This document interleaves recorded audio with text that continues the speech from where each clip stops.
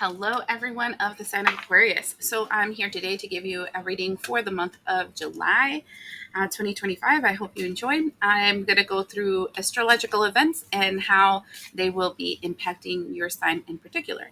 So, starting off, we're going to talk about the Neptune retrograde in the sign of Aries. This actually started on July 4th. So, you might already be feeling the effects of it, and it's going to be going all the way to December 9th. What this moon does is that, or this astrological event, what it does is that it creates a situation in which you're really having this coming to yourself moment where you're really looking at your life. You're looking at the goals that you've had, the movement that you've had going forward, all that kind of stuff. And you're trying to determine if this is really the life that you want. There might be a lot of redirection during this time. There might be a lot of ghosting and separating from certain people just because that's not the life you want anymore. Okay, so that being said, let's find out how it's going to affect you. My Aquarius, this time from July 4th till December 9th.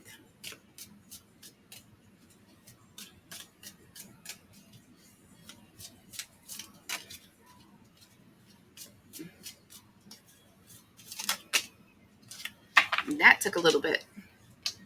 So the first thing that flew out is the teapot, and it says deep friendship with someone of the same sex. So it looks like you're going to be connecting to a new group of people. These two, let me put that here. Then you have these two. One is the caterpillar, and things will not always be this way. A change is coming. This goes crazy because of what I just finished telling you. And then the heart, love, deep affection, and caring. So I'm feeling like one of the biggest things that you're going to notice about this astrological event for you specifically would be my Aquarius is the lack of love or um, the growth of love to certain people. There might be something where you're falling out of love with some particular people, and then you're moving into falling into love with other people. So just keep that in mind because there's a big transformation and change happening in the connections that you're making. Now, that isn't only the effects of this Neptune in Aries energy, but also the effects of of Cancer being in Jupiter, because it's all about finding out if where you rooted your garden, where you planted your seed and where you have grown is still where you want to be, or if you need to uproot and take out all the root systems that you've like literally planted in an area and replace them somewhere else. This can mean that sometimes we're changing friend groups, and this is kind of what I'm seeing here. But I'm also seeing the possibility of like changing careers or changing the towns that we live in, or changing homes. It doesn't matter, but it does look like a change, like removing your roots and moving them over here because the your heart is aligned with something different. The second thing we have is a secret admirer with a vase. We have a woman, dealings or relationships with a woman with blonde, gray, or white hair.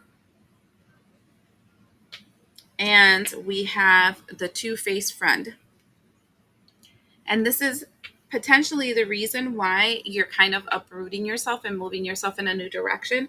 Because what I'm seeing here is that you're going to, I guess, see the truth behind people, because Neptune has a way of people revealing their shadow selves. We also have like this energy where Saturn is in Aries. So it's kind of like the repression of that, the power that Aries has to influence people.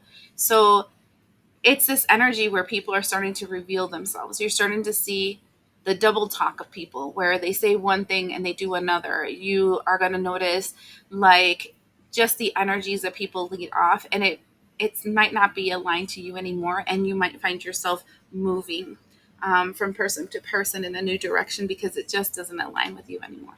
So this is an interesting take, but I do feel like it's a change of friend groups and acquaintances and people that you connect to.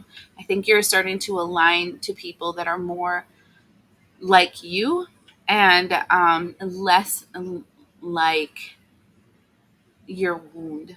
Because we all have wounds, even if we didn't experience a lot of traumas in our lives in the past or if we have. And sometimes we migrate towards people that are very similar to those that have hurt us, or to situations that have caused us pain. And in this case, I feel like you're moving away from those folks and you're moving towards people that are more aligned to your energy. So this is a very good energy, my Aquarius is. The second thing that we have is July 4th to the 30th. So this is the entire month of July. We have Venus in Gemini. Venus in Gemini creates a desire to create new networks, something aligned with your heart space. So this goes back to that beginning. But it also creates this, I want to say, the want and need pull, right? Where I want this, but I need this. So how do I make it work for me? And you have this tug of war until you figure out like a happy medium. So for some reason, I feel like I want to pull some from the archetype. So your wants and your needs energy for this. So what's the wants energy for my Aquariuses? Okay. So we have childhood wounds, and it says awakens compassion and desires to serve others, wounded children. Open the learning path of forgiveness. This goes back to this, and that's insane that it's doing that. Remember how I told you, like, you were finding friends and connecting to people because they reminded you of the people that hurt you or the experiences you had in your past. And there's empathy and there's sympathy and there's vulnerability in those people that you're connecting to. I think you're kind of moving away from that. So this is one needs. Oh, I think that was the needs. Like, let's do the wants. The other side of this pendulum, let's see, shapeshifter. And shapeshifter says skilled at navigating through different levels of consciousness, ability to see the potential in everything. And this is interesting because I feel like you're moving away. This Venus energy is starting to make you move away from that wounded child and move into the shapeshifter. I read this book. It was called Healing Your Lost Inner Child by Robert Jackman. And it's kind of like you do work for yourself. So you kind of read stories, and then he explains theories, and then they give you like an exercise to do. It was a very difficult book, but for me particularly, maybe not for everybody. And what I found is that, or what he explains, is that when we haven't addressed the pain of the wounded child, this one, we tend to revert back to the person that we were when we experienced that wound. So this is like returning back to the 12-year-old that had something taken from them, or returning back to the 7-year-old that their parents divorced, or returning back. It doesn't matter what it is, but there's always events in our lives that are like those pivotal events in our lives. And we tend to revert back to that person every single time we go through difficulties. So something that would help is creating like a timeline of 5 major events, like what you would consider the most important events in your life, 5. And really thinking about them, and then see how many times when you have difficulties or when you have triumphs, you return back to that time. Because once you heal that, then you don't have to go back to that. And so what I'm seeing is that you're moving away from always being that child that got wounded to being the person that is able to wear many different masks and change into the environment they're in, because they're mutable, they're changeable, right? In your case, that's what an Aquarius is supposed to be. The sign of Aquarius is one where you came to be the salt of the world, right? Where you're bringing new ways of thinking, new ways of expanding, new ways of understanding the world, and kind of constantly just molding yourself different. As you learn more, you change, you expand, and you do different things. That's what you're supposed to be as an Aquarian. So this feels like I'm moving away from, oh, poor me, into becoming the true authentic self and embodying the energy of Aquarius. So let's say this is the potentiality of this time. And it's really important to tell you that, because not all of us are in that, haven't been doing the work to get to this point. But the ones that I'm talking to you have. We have the Queen of Cups first and foremost. And the Queen of Cups is the energy of being able to compassionately look at your past. Okay. Then all the way to the left is this energy of the Five of Coins. And I feel like the person that I'm talking to specifically has felt a lot of abandonment in their life. Like, people leave me, people don't care about me, I'm not important to anybody. And so what I'm seeing is this energy of the Two of Coins, where you're starting to balance those emotions and not letting yourself be moved by your emotions. That's what I think one of the biggest, I think, flaws that we have as humans. That sometimes we allow the emotions to dictate us, and then we turn off our mind. And there is a very important interplay that you need between the two. Like, sometimes the emotions are a bad thing to use, and the logic is more important, and vice versa. And so what I'm seeing is a balancing act where you're starting to turn off all these emotions from the past so that you can really see the past logically. I really do think that that timeline thing would be beneficial for you. um, and then we have the King of Coins. And you're starting to become more grounded because of the fact that you're balancing those two things, logical, grounded.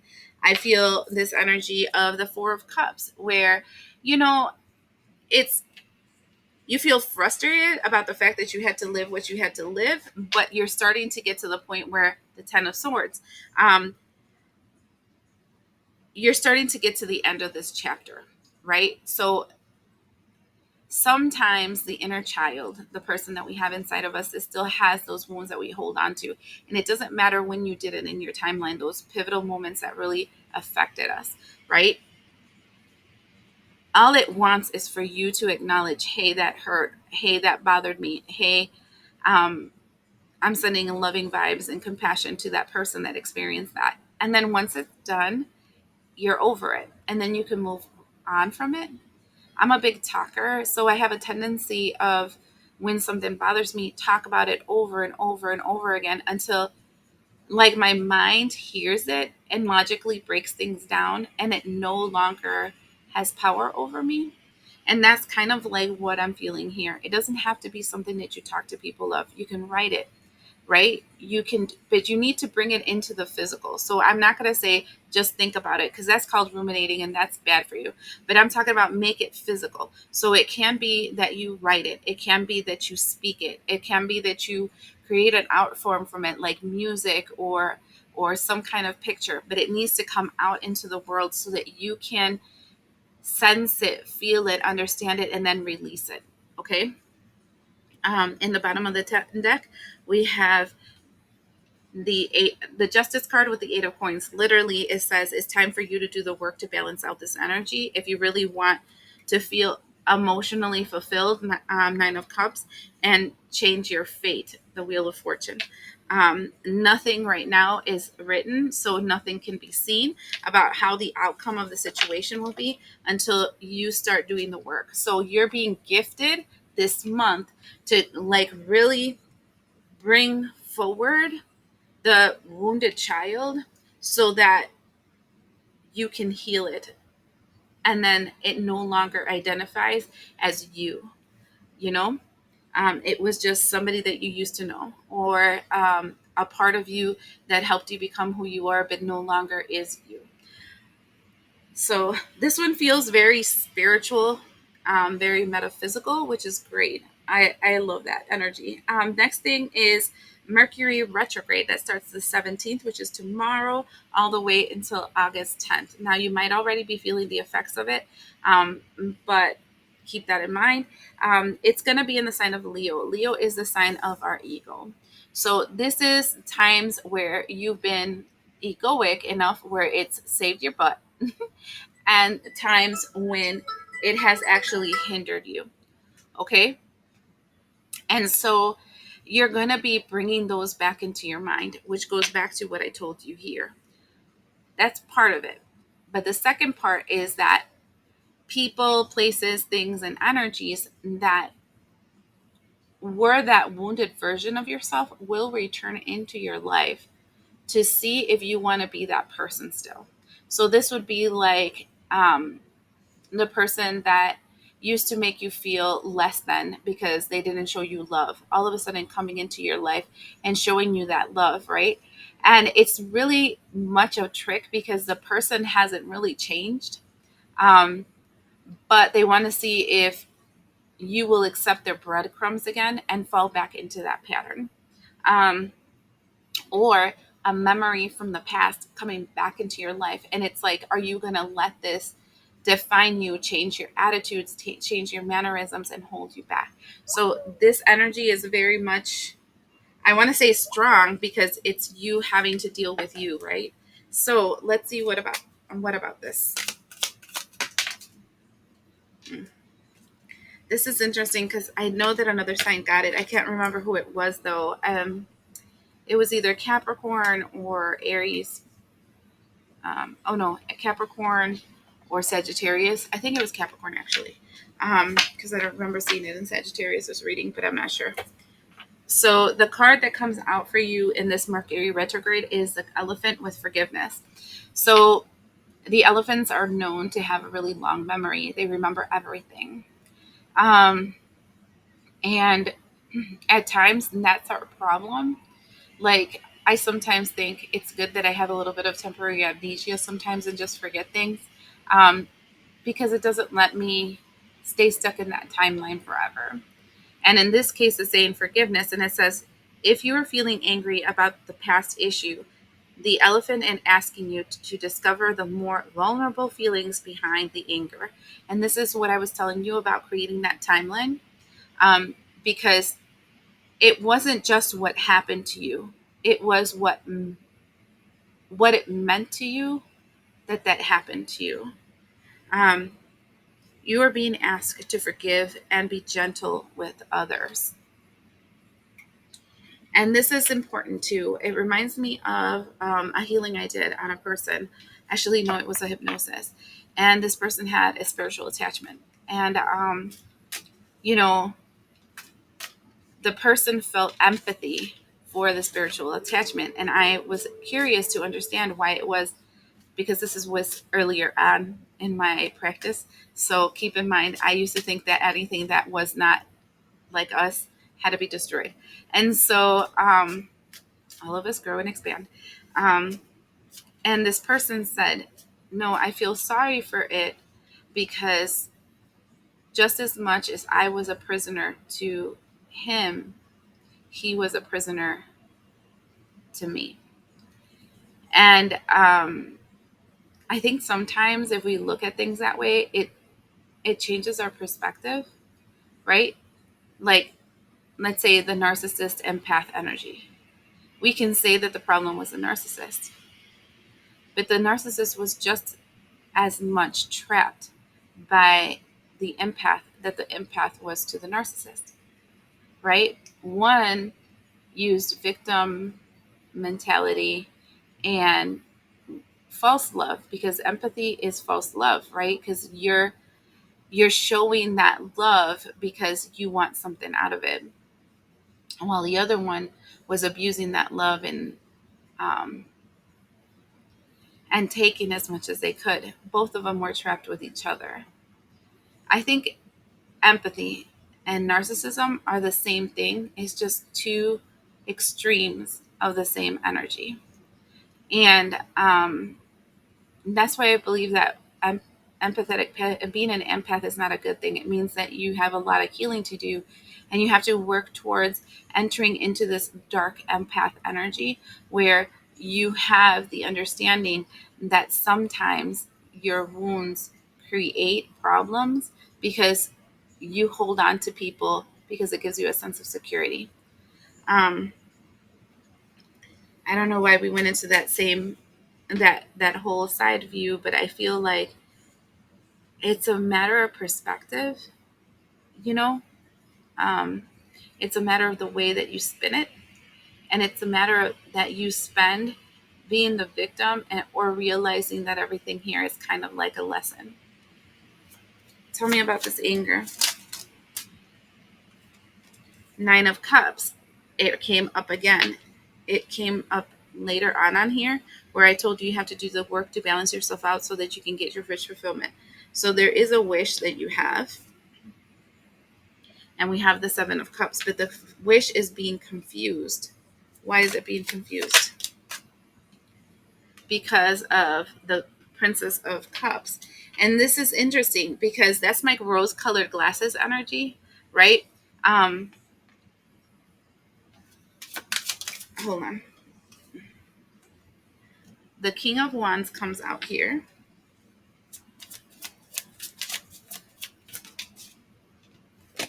The Six of Wands. And the Ten of Pentacles. And then the outcome for them too is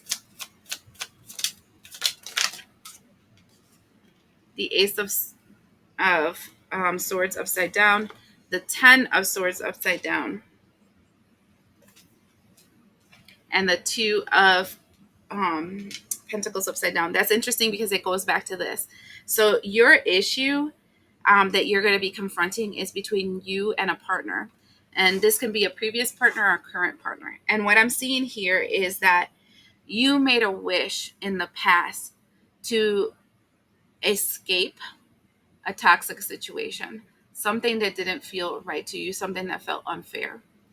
And you wore your rose-colored glasses thinking that, that Prince Charming mindset was going to happen for you. This Prince Charming was going to come. He was going to save you from everything. You were going to be set free. Everything was going to be wonderful, yada, yada, yada, yada. And then what happened is that this Prince Charming came, which is the King of Wands. I'm using sexes because there's a princess and a prince here. A king. Keep in mind that doesn't necessarily depict that sex. You have to use it as it resonates. This person seemed more mature, more prepared, more ready in their lives. They seemed spiritually older. So this would be like you are still living at home with no responsibilities. They might be of the same age as you, but they have their own apartment and they got their shit together kind of energy. Or this can be an age gap. And you thought you were victorious in this situation and you created a family. And you're like, this is going to be my happily ever after, just like the fairy tales. And then you realized it wasn't real. Then you realized it was all a lie. Then you felt like you were constantly being stabbed in the back. And then that made you emotionally imbalanced. Right now, you have to realize that was a seed being planted in your life for you to get empowered within yourself and not have that second person that holds you up. And so that you learn how to celebrate your rebirth, your ability to create yourself in your image and likeness instead of something that somebody else told you, like that fairy tale. Then we have the three, which is the Empress, followed by the Seven of Swords and the Nine of Swords, and then the Strengths card. And what I'm seeing here is that if you don't get to the point of understanding that he or this partner of yours did exactly what they were supposed to do, they were supposed to make you not be reliant of another person and realize the strength that is inside of you, you're going to continuously feel cheated on, and you're constantly are going to be fighting with these bats in your mind and these negative thoughts and this feeling of depression and anxiety, and it's not fair because you're not realizing the gift that you received in being in this partnership. It doesn't matter how hard it was some form of gift. But until you can see it, you're going to continue to pick these types of people. You're going to continue to have these types of pain. And then to forgive yourself for allowing yourself to fall into that pattern, but forgive the other person because they were just doing what you wrote in the paper. That was their role. Okay? You have to keep in mind that, and this is so funny sometimes with people that are magic-y, they can see your destiny, where you are going to end up in the future. Um, and they do something like bind you or do some destiny swap or things like that, which is, and attach themselves to another person's destiny because they're saying this person's going to have money and success and whatever, and then they get angry because the person never reaches that. But what they don't realize is that for a person to receive that, they had to continue their path, and their path might have not been you. And so you inserting them actually split their path in two, and they went in a direction opposite what they were supposed to obtain. So for them to have that, they must separate from you and return back to their correct timeline so they can have that outcome. But it wasn't with you, right? Um, I think that's the bad thing about fortune telling, and that's the bad thing about knowing people's futures and whatever is, or seeing potentials in timelines, because you're only seeing glimpses of it and you're not seeing the entire picture. And then you assume that this is the way that you're supposed to go, and then you find out it was never that way, right? And so I guess that's what I'm trying to show you here is the fact that um, to think that somebody's your Prince Charming that's going to save you, that's going to take you out of a situation, is to take something that is your responsibility and place it on another person's shoulder. And until you take that back on and take on the responsibility for that, that person shall always be like you. They will mimic you. And they will also look for a savior. And they will also be disappointed about the fact that you're not that. And so this feels very magic-y, but at the same time, it seems like very psychological, where you're supposed to be fixing that thought, that one thought in your timeline that creates this cycle where you need to be saved. Um, so that's that. And then one, two, three. 1, 2, 3. The next one is July 24th, which is a new moon in Leo. New moon in Leo is all about planting seeds. They give you the power to be able to manifest something new in your reality, move in a new direction. And so I want to see what planting seeds they suggest for you. Shut the frickin' front door. This is all about healing your childhood wounds, let me tell you. Okay? Look at, we have the energy of the eternal child. And then we have the Rainbow Bridge. And this is crazy important, you guys. Crazy important. Because this is the part of the Bible that says only those that have the eyes of a child can see the face of God. And what I'm feeling here is the energy that until you're able to heal your childhood wound, you won't be able to create the Rainbow Bridge. And the Rainbow Bridge is in your brain, actually. It's the I want to say it's a cartilage, a fibrous unit that connects your left brain to your right brain. According to some belief systems, your one side of your brain is the one that does this person that you see here, and the other side of the brain is the person that has all the knowledge of all the lives that you've ever lived and all the experiences that you've ever lived. And what I'm seeing here is a need for you to understand that unless you heal this inner child wound, you will never be able to have access to all the knowledge that you've ever had and to help you move into the persona that you want to become. And so it's the forming of the Rainbow Bridge. And this Leo energy is giving you the potentiality to be able to create that Rainbow Bridge, to create the first seeds, to plant the first seeds. That's why when I see this is like a sun, but it feels like the seed that is being planted to allow the connections to the Rainbow Bridge. Your child version connecting to your real version. And then actually tapping into your subconscious so that you can grow and expand. That connection will help you defeat these feelings of anxieties, burdens. These are the same cards, but they're giving two different readings. One is saying you're running away from your fears, your problems, the anger that you're experiencing, and the other one is confronting their demons. Okay, So the inner child would constantly be running away from their demons, while if you connected to your real essential self, you'd be able to fight against it and you will come back to life and ascend. This is the judgment card. Coming back to life and ascending. Then we have the devil energy. And I feel like you're ascending away from the devil energy that has kept you stuck in your emotions.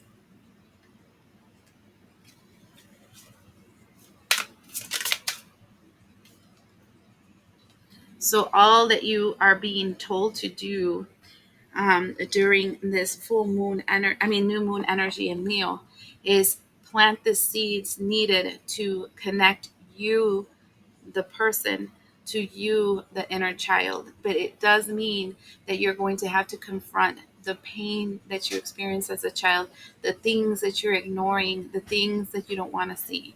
And then the bottom of the bridge,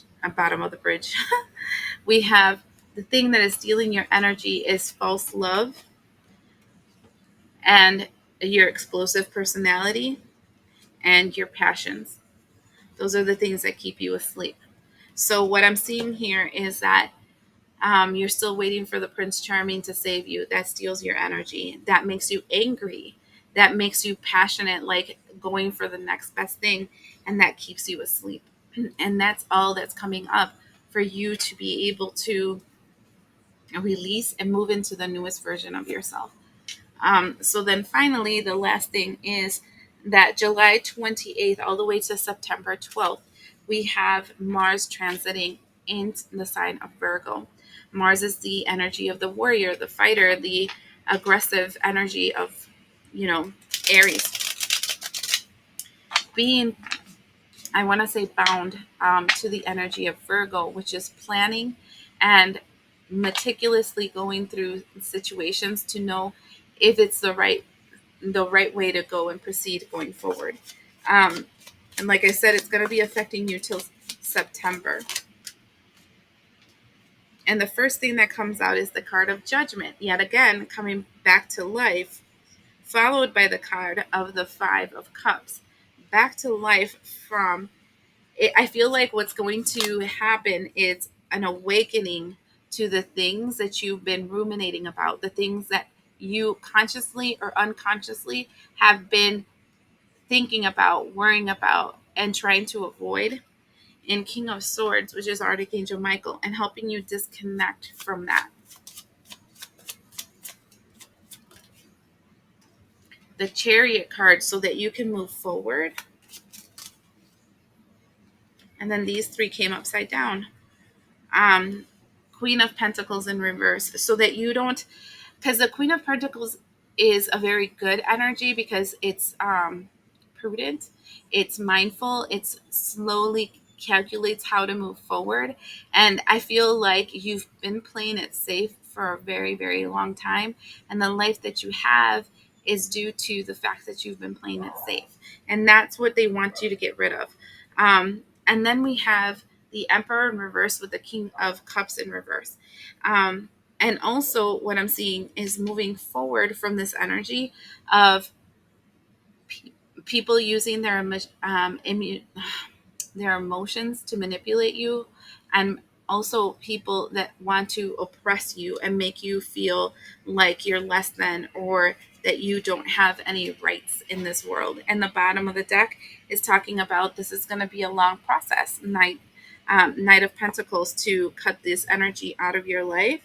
And you're going to have to, yet again, do the work so that you can become victorious and move into calmer waters as you balance things out. The Justice card. So I'm seeing, it's funny because not all the signs had this, but your path going forward has only one path. And the path is for you to heal this inner child and to get past the bullshit from your past. And this doesn't necessarily mean that you grew up in a really toxic home. No, it's not that. Okay? It can be things that you experienced in your teen years, like a breakup of a friend or a disillusionment about breaking a bone and no longer being in a sport, or a career that you wanted that didn't end up the way that you wanted. We have different events in our lives that we consider impasse, where we um, have to choose one path or another. And there's parts on it that you feel disappointed in because it didn't end up the way that you wanted, but you haven't seen how rejection is God's protection, and this was probably the best way for it to go. But you needed to allow the process to evolve. And if you start forgiving the situation and start moving forward, you're going to start noticing the gift of these negative situations that happen in your lives. And I am just a side note, I do hear in the back of my mind somebody saying, "So you're saying that what I experienced as a kid with SA or whatever is it was the best thing for me?" Look, we all have experienced good, bad, and in between. We've seen the ugly of this world. I'm not saying that that's a good thing. What I'm saying is, what did you learn from it? Are you something more at the end of this? Did you learn more? Are you doing something valuable with what you learned? Is it something that's helping others because of what you experienced? Um, it's one of those things that sometimes we're dealt a really nasty hand, and sometimes we're able to turn that nasty hand into something that not only benefits us, but also benefits generations to come. And in the long run, that becomes a gift. I hope those that need to hear it will understand, and we'll see you the next time.